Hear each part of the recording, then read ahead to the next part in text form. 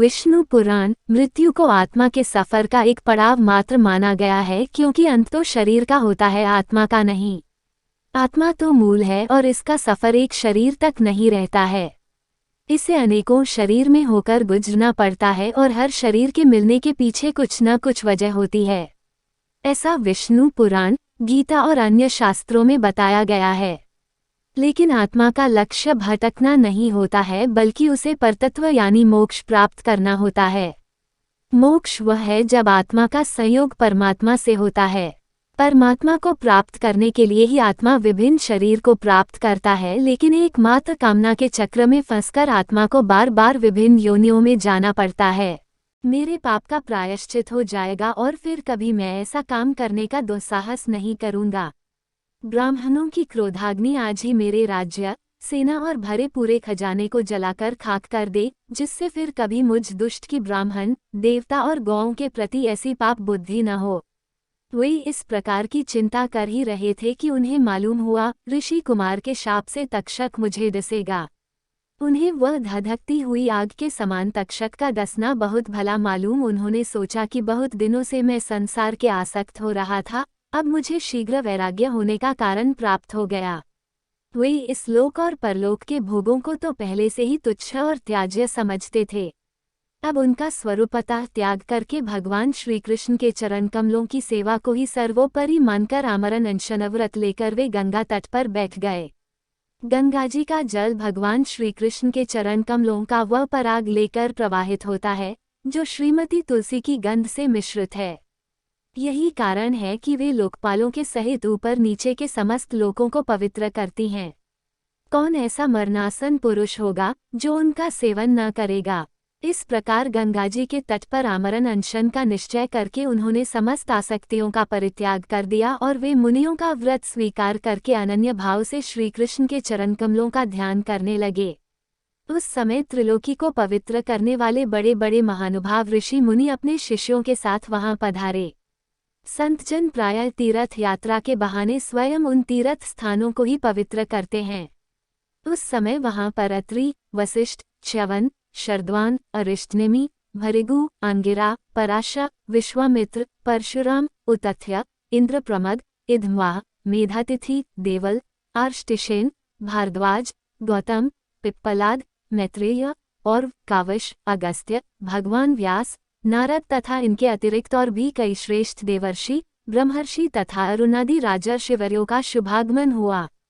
इस प्रकार विभिन्न गोत्रों के मुख्य मुख्य ऋषियों को एकत्र देखकर राजा ने सबका यथायोग्य सत्कार किया और उनके चरणों पर सिर रखकर वंदना की।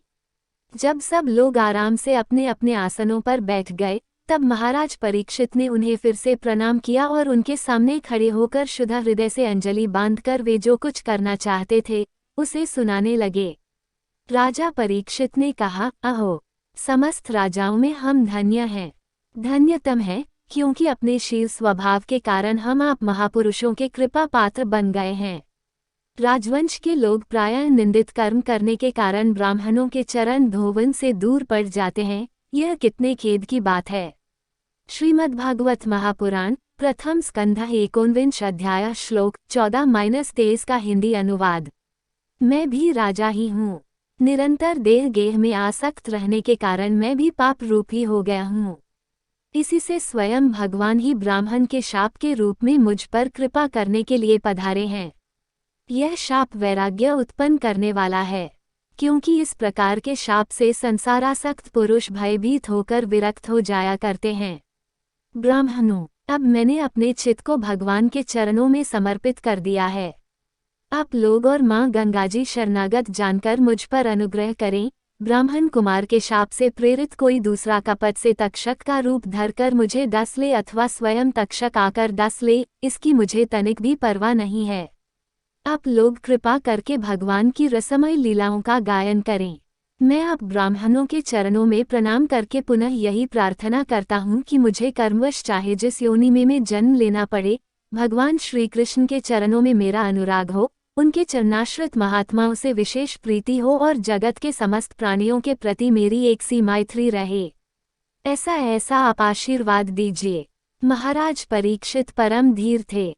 वे ऐसा दृढ़ निश्चय करके गंगाजी के दक्षिण तट पर पूर्वाग्रकुशों एक आसन पर उत्तर मुख होकर बैठ गए। राजकाज का भार तो उन्होंने पहले ही अपने पुत्र जन्मेजय को सौंप दिया था। पृथ्वी एक छत्र सम्राट परीक्षित जब इस प्रकार आमरण अनशन का निश्चय करके बैठ गए, तब आकाश में स्थित देवता लोग बड़े आनंद से उनकी प्रशंसा करते हुए वहां पृथ्वी पर पुष्पों की वर्षा करने लगे तथा उनके नगारे बार बार बजने लगे। सभी उपस्थित महर्षियों ने परीक्षित के निश्चय की प्रशंसा की और साधु साधु कहकर उनका अनुमोदन किया।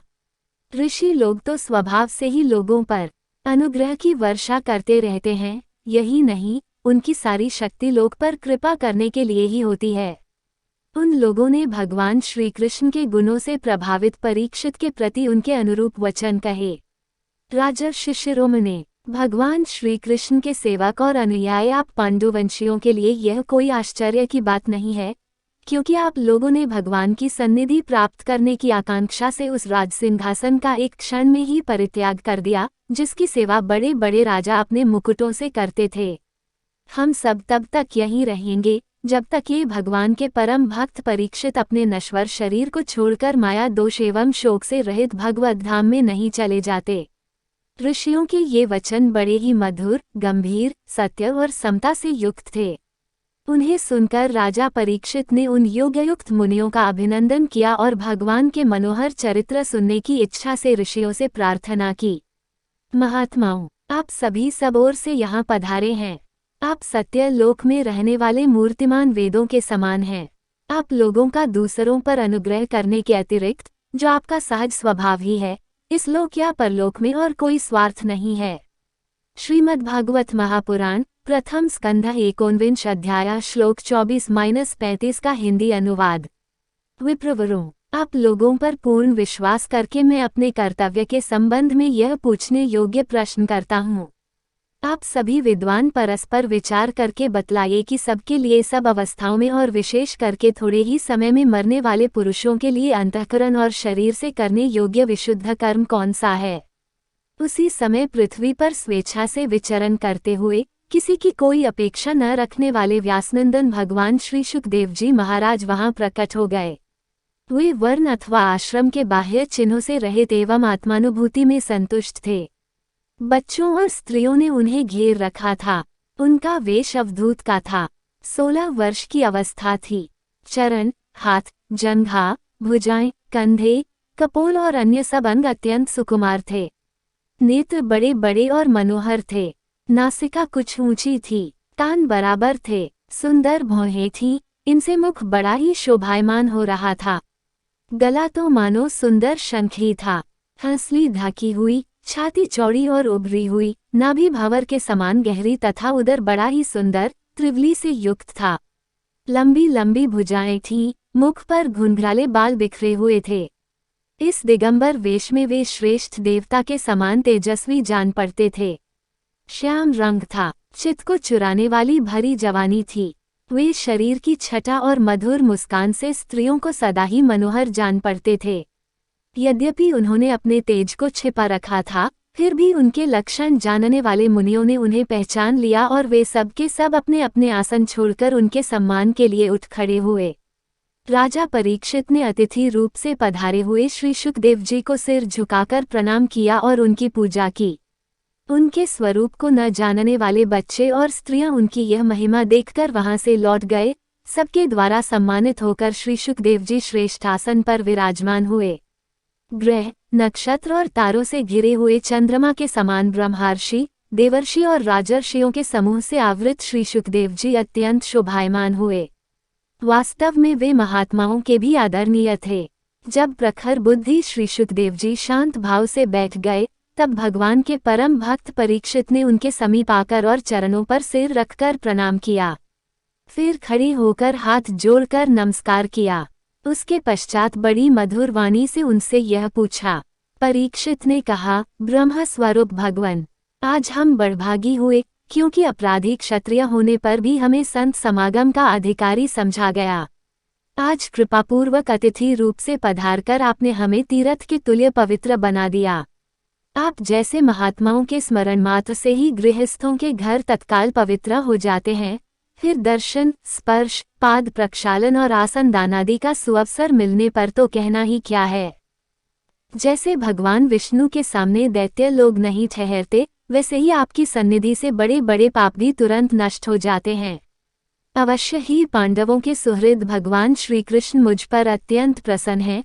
उन्होंने अपने फुफेरे भाइयों की प्रसन्नता के लिए उन्हीं के कुल में उत्पन्न हुए मेरे साथ भी अपनेपन का व्यवहार किया है। श्रीमद्भागवत महापुराण प्रथम स्कंध 19 अध्याय श्लोक 36-40 का हिंदी अनुवाद।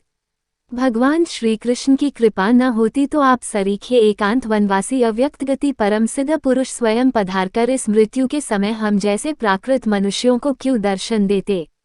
आप योगियों के परम गुरु हैं, इसलिए मैं आपसे परम सिद्धि के स्वरूप और साधन के संबंध में प्रश्न कर रहा हूँ। जो पुरुष सर्वथा मरणासन है, उसको क्या करना चाहिए? साथ यह भी बतलाइए कि मनुष्य मात्र को क्या करना चाहिए। वे किसका श्रवण, किसका जप, किसका स्मरण और किसका भजन करें तथा किसका त्याग करें। भगवत स्वरूप मुनिव, आपका दर्शन अत्यंत दुर्लभ है, क्योंकि जितनी देर एक गाय दुही जाती है, गृहस्थों के घर पर उतनी देर भी तो आप नहीं ठहरते। सूत जी कहते हैं, जब राजा ने बड़ी ही मधुर वाणी में इस प्रकार संभाषण एवं प्रश्न किए, तब समस्त धर्मों के मर्मज्ञ व्यासनंदन भगवान श्री शुकदेव जी उनका उत्तर देने लगे।